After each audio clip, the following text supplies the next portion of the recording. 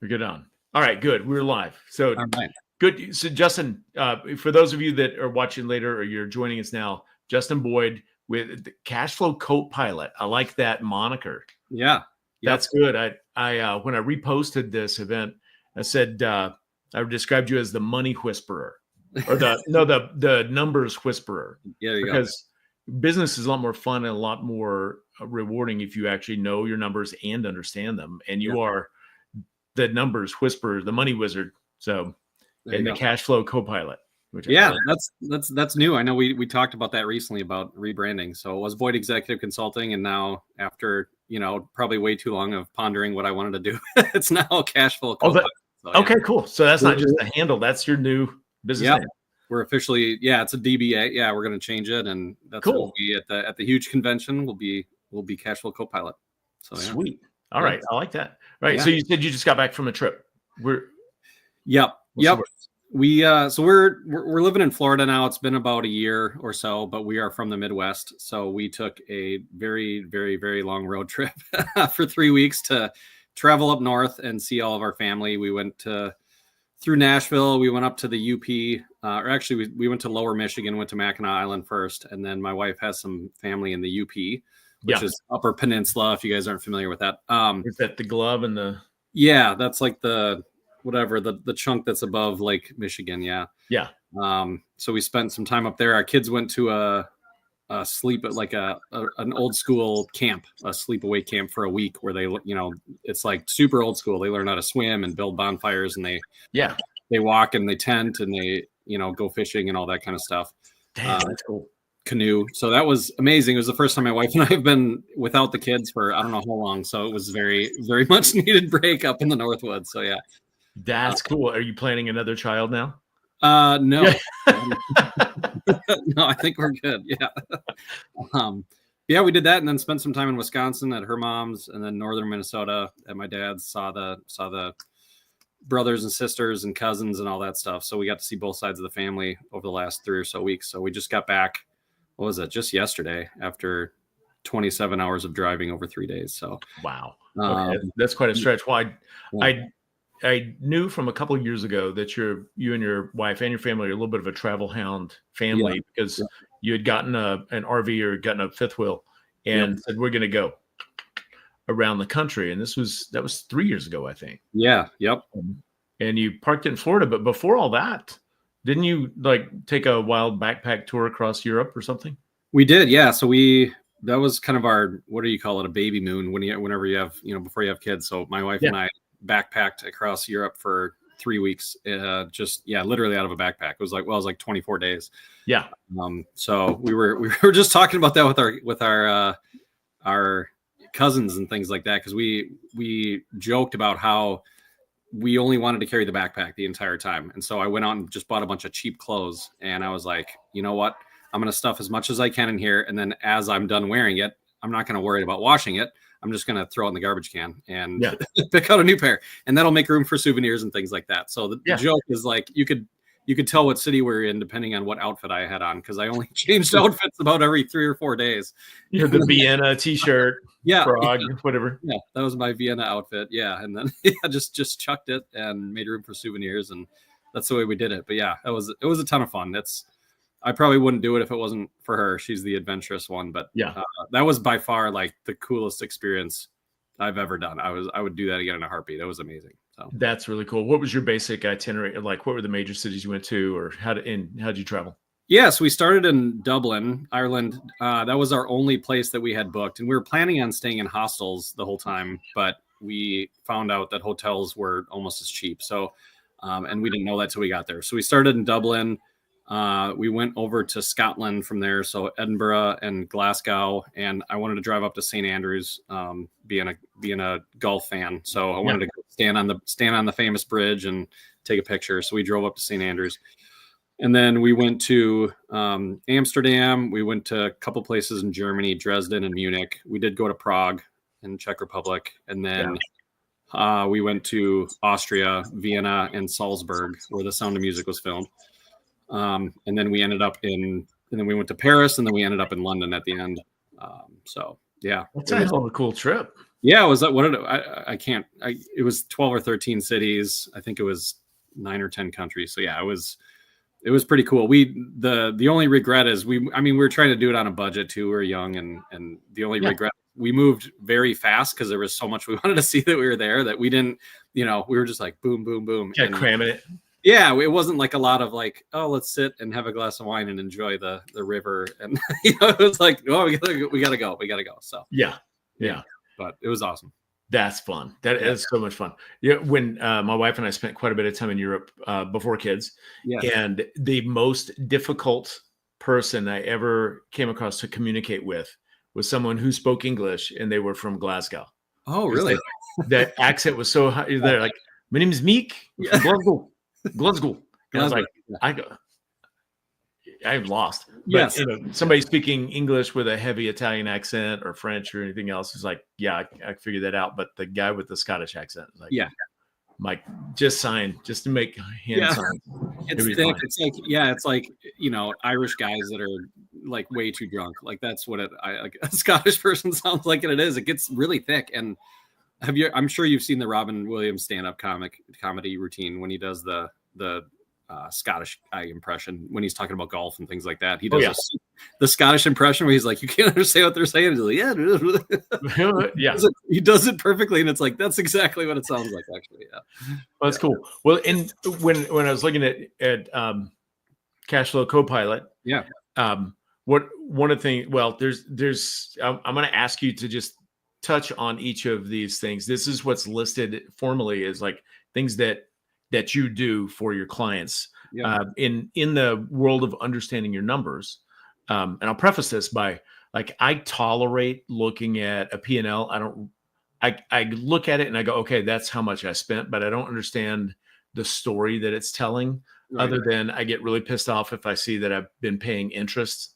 And aside from that, I'm like, I don't know, maybe I spent too much here or there. I don't really have anything to compare to, but you did a report, that I saw a couple of years ago, and I don't remember if it was for the huge convention or for something else. And I was like, oh my gosh, it looked like the visual representation of a symphony in how the numbers worked. Mm-hmm. And I was like, there's a story in here. I'm just illiterate.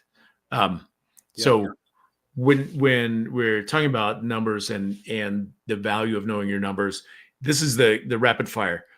You help people with budget and forecasting. Mm-hmm. Price strategy and market analysis. This is really interesting to me, and I want to ask you about it when we get through the list. Business partner management.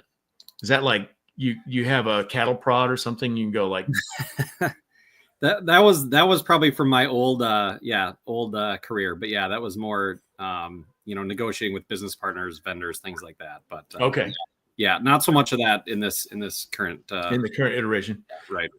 Okay, so tax controls, assets in asset financing, process simplification, automation, and then I can't read my own writing. No, some of that's from my corporate gig, and that kind of spoke to my experience with some of those things. But the biggest thing we help business owners do is really to take their financial stress or overwhelm and take it off of them emotionally, and physically as well. If they're the ones doing all of the, doing all the numbers, trying to understand their numbers, trying to make sense of it, trying to strategically plan, they potentially may not understand the numbers fully. So they need someone to help, as you pointed out, help them with a story that the numbers are trying to tell, and then also help them make decisions off that. And it's a combination of looking at not only what's happened in the past and what's happening right now, but also looking into the future. So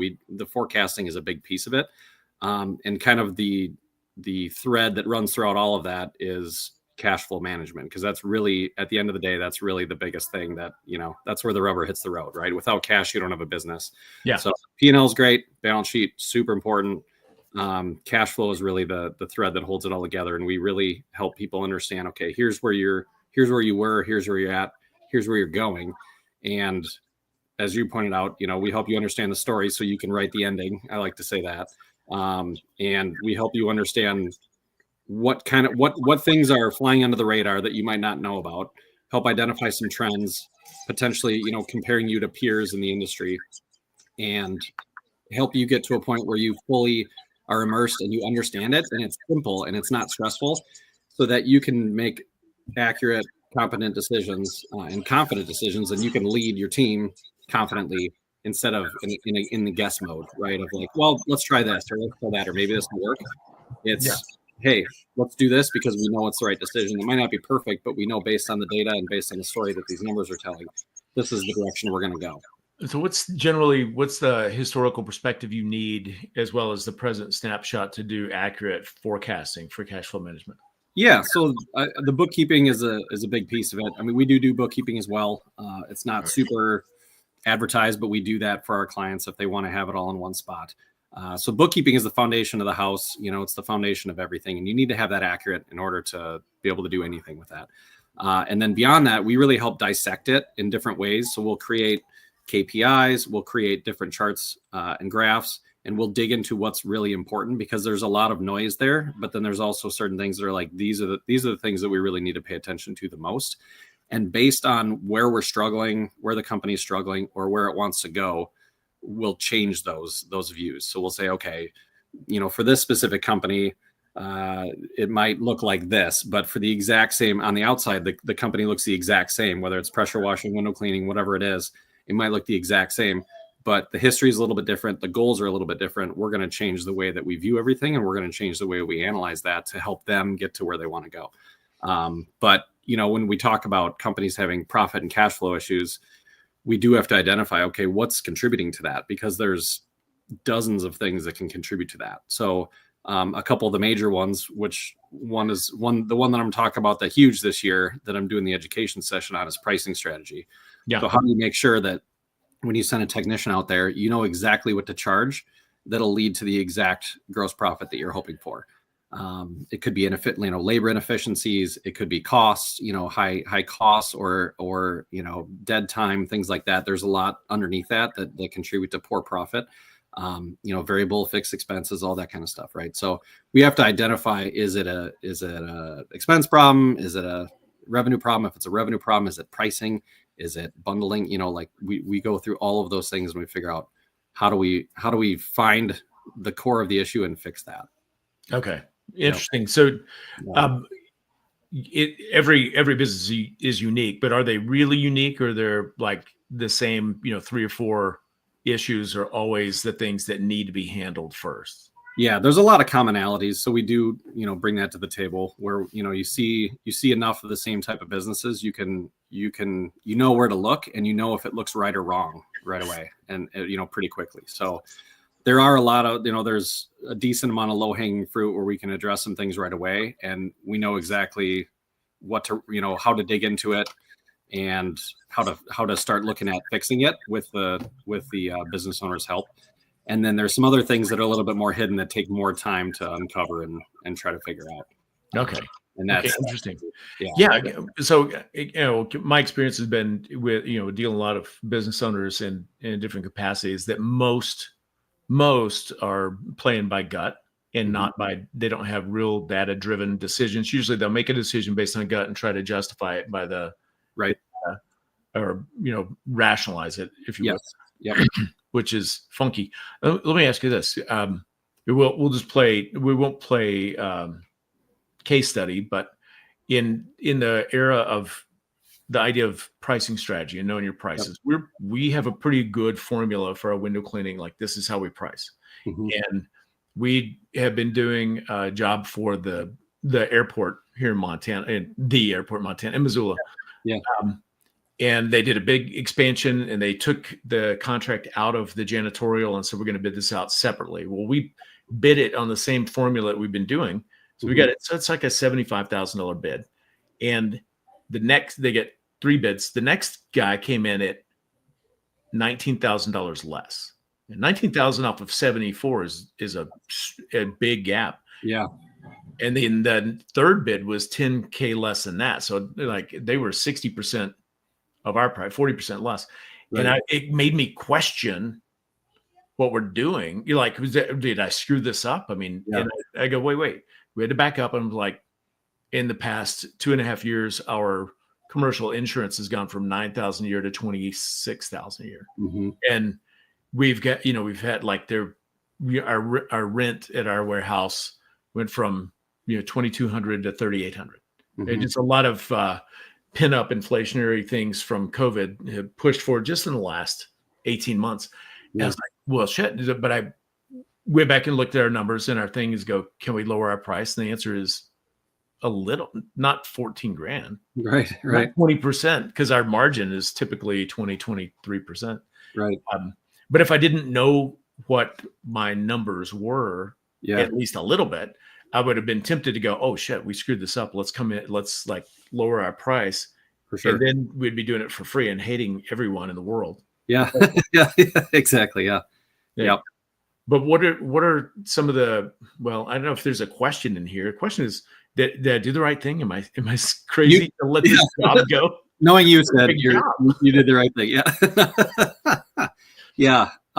No, I get that. And I think that's definitely part of it. So there's, a couple pieces in there where when you're looking at pricing, some of those things you mentioned are more fixed, our rent, our insurance, things like that. Some are more variable, where it's like, how much labor do we have to pay? Workers' comp, fuel, materials on the job materials, things like that. And so there is a little bit of a nuance there when you're talking about what is my gross profit or my contribution margin for doing one more job versus, as the entire, versus the entire company and that structure. So you kind of got to dive into that a little bit. But the other thing is it's very real that, you can run into smaller shops that don't have the overhead that you do. And that market price pressure is a real thing. And the customer may or may not know what they're getting themselves into if they go with one of those lower bids, right? I have a perfect example. I have an HVAC client here in Florida, and we've been working for several months on their pricing strategy for new installations, because they're, very expensive units that are going in there, and their pricing was like, hey, here's my cost, I'm going to uplift it 40%. And that was what it was. And so we really dove into it to figure out, what exactly does it need to be? Do we need to have a variable model depending on the size of the unit? And what are all the extra materials that we maybe weren't charging for before? Yada, yada. So we got to the end and we got, a pretty good model. And then seriously, just in the last 3 months or so, he's been starting to lose bids to just individuals who are buying a bunch of units and storing them in shipping containers, and then going around and installing these HVAC units out of shipping. They literally don't have they don't have a warehouse. They don't have any employees. Okay. They have no overhead, and they're winning these jobs. Customers don't know that, hey, is this guy even going to be around in 6 months after they install the unit? You know what I mean? Yeah. Are they going to be there to service it, the warranty, and if something goes wrong, are they a fly by night, kind of a deal? And they don't necessarily know that, but he's losing bids there, right? So it's definitely a delicate balance where you got to stay in business. You got to keep the leads coming in. You also have to do a good job on the sales and marketing angle to point those things out. But that market pressure can be real for people that might steal some of those jobs. And you have to know it. You have to maybe bend a little bit to it. But at the same time, you have to know, well, there's a reason our prices are high, because we're quality. We've been around this long, X, Y, and Z. That's where the sales aspect comes in, right? But it's a good example of, you might be dealing with something similar where it's, a guy in a bucket, and that's, he's winning these contracts and he's figuring out how to execute them later on, right? Yeah. And like, it kind of pisses me off on one hand, but at the same time I go, well, that was me, 20 years ago, 15 years ago. Yeah. Like, I was the guy with the bucket and the helper hustling like mad. Yeah. And to be fair, we did a really great job with super lean resources. We probably couldn't have handled a job like this one, but right. But I'd have figured it out. Right. So as much as I would think, like to think that I'm the only guy in the world that could do a job like that. It's probably not true. Yeah.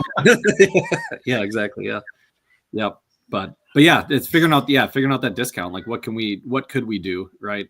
For this one extra job, if we wanted to win it, you know what I mean? And there is usually a way to discount it, but how much is that? And working through the thing. Yep. But when that came in, I went straight to, from the last mastermind, the contribution margin, which was a new concept for me. And I was like, okay, well, I could, adjust it. This represents like 5% of our annual revenue. And I was like, all right. So I could call that, like, just kind of take it flat and not turn a profit, but it still would cover, our overhead and labor and and things like that, we wouldn't make a net off of it, but it wouldn't cost us anything else to do it. Sure. And I just am not quite willing to do that. Yeah. Like the big benefit would be 2 guys would work for a week in the winter. Yeah. And the rest of the time I'd be mad because we're super busy. Yeah. And then we're like, oh, we have to do this freaking week-long job for nothing. Yeah. Yep. Exactly. Yep. So there's not ever, I would say, an exact right answer, but it's, you can get a little bit closer when you look at it that way and kind of make the decision. But yeah, that's exactly what I would do. Yep. So, yeah. Well, did you see what I did there? Did you see how I took your interview and made it about me? Yeah. No, it's great. That's what a good podcast host does. Yeah. It was I love that. I love that. You got to, hey, no, it's good. I don't want to just hear me talking the whole time. Yeah. No, I feel like you are the number whisperer. I'm like, well, I'm just going to check and see if I'm crazy or if I'm thinking anything. Can you hear the thunder in the background? Is it picking up? Yeah. Okay. I can. Yeah, we're getting a rare winter storm blowing through here right now, which is really nice. It's mid-August and it's 59 degrees in Montana instead of 89. Interesting. So, I like it. Big cold front. Yeah, I was going to say that's nice. That's nice. You wish you had that because you mentioned before we got on that just got back off vacation. You're in Florida and your AC is out. Yeah, exactly. So it did rain last night. Luckily, it rains here about every day. But yeah, we came back. The house was 90 degrees and so that was exciting. So we had to make different accommodations last night. Yeah, no kidding. We got it fixed today, but yeah, it's very hot and humid, and that's the downside of Florida is the summer months. But the rest of the year is beautiful. Yeah. What part of Florida are you in? We're in Cape Coral, so it's down by Fort Myers, like southwest. Okay. So it's like above Naples, Fort Myers, Cape Coral is the next one up. Okay, Naples, Fort Myers, Cape Coral is in Sarasota. Yeah, yep. Then there's like Venice, Bradenton, Sarasota, and Tampa, Clearwater. Yeah. Yep. So yeah, it's actually bigger than Fort Myers, which I didn't realize before. But we do spend half our time in Fort Myers because there's a lot. We're pretty close to the bridge, so we're kind of back and forth. But did Cape Coral, where you guys are, did they get punched real hard with that hurricane? Was that last year or the year before? Yeah, last year there was a couple big ones. Milton was the big one that hit here. And Ian was back in 2022. That's the one that wiped out like Sanibel Island and Fort Myers Beach. Okay. So Milton, last year was Milton, and we took off. Like we just left town. So that's our new plan. Is if it looks like it's going to be anything bad, we're just our kids are homeschooled, which is nice.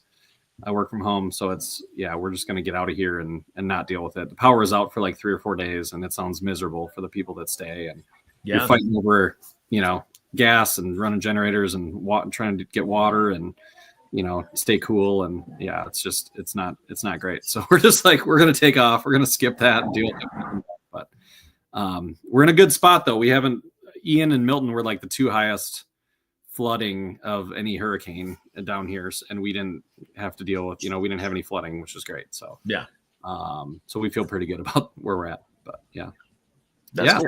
Yeah, it sounds like you need to get a shipping container. Yep. Fill it up with cheap imported generators. Yep. And then just let it sit there, and then the next big storm powers out. You're like, just rent those suckers. Exactly. Yeah. Rent them or sell them. Yeah, exactly. Yeah. So people have some decent, some creative businesses for the hurricane stuff down here. Yeah. Yeah. No kidding. Yeah.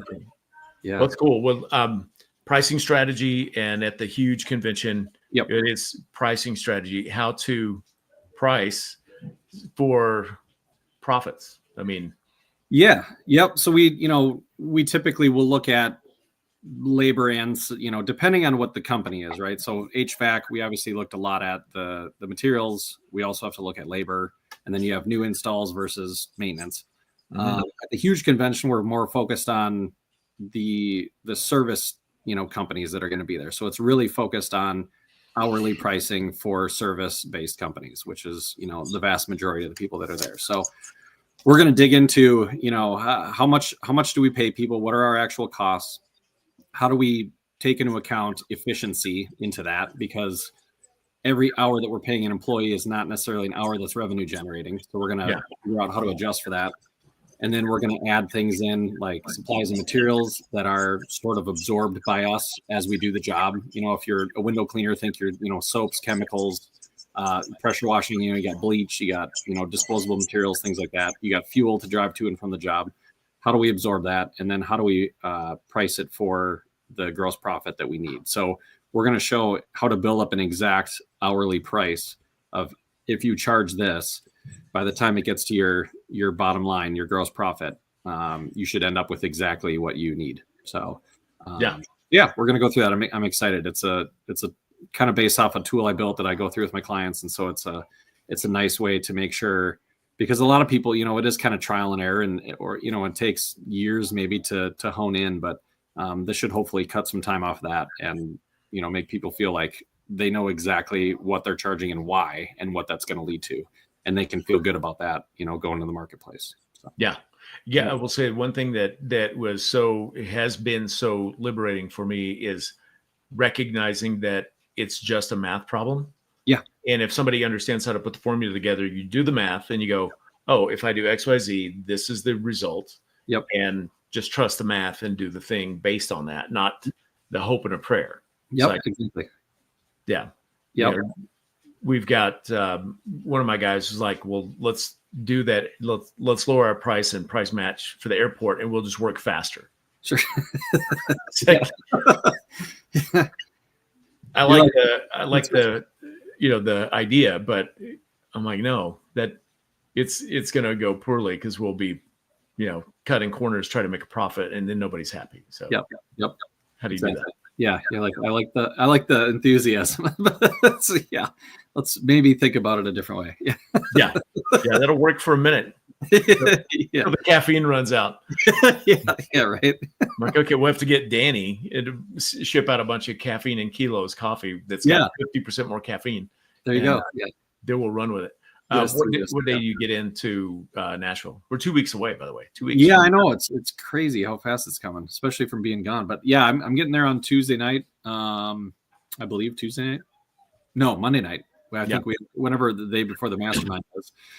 So we'll do the mastermind, and then I have a booth this year, so we'll get that set up, and then ready for all the stuff. I'm super excited. Great speakers lined up, and great education sessions, and it's going to be a great show. Yeah. Cool. One thing that I only discovered last year, this is our third year at the Opryland. Yeah. That resorts fee that you pay, it covers, the go to the pool, go to the fitness center and all that stuff. Mm-hmm. It also covers, you get a complimentary bucket of balls at the driving range at the Opryland golf course. Really? And complimentary transportation from the hotel to the golf course and back. Did not know that. Yeah. Every day. You could do that every day if you had, if your time and schedule would allow. Yeah. We squeezed in time with me and three other guys, just ran over there and smashed balls for a little bit and chopped it up early one morning, like 6:30. Because I usually have to, get going early on stuff. But I was like, well, damn, this is great. Yeah. How do you take advantage of that? Is there I just asked the concierge. I'm like, hey, can you hook this up? And they're like, yeah, it's part of your room, part of the room rate. Interesting.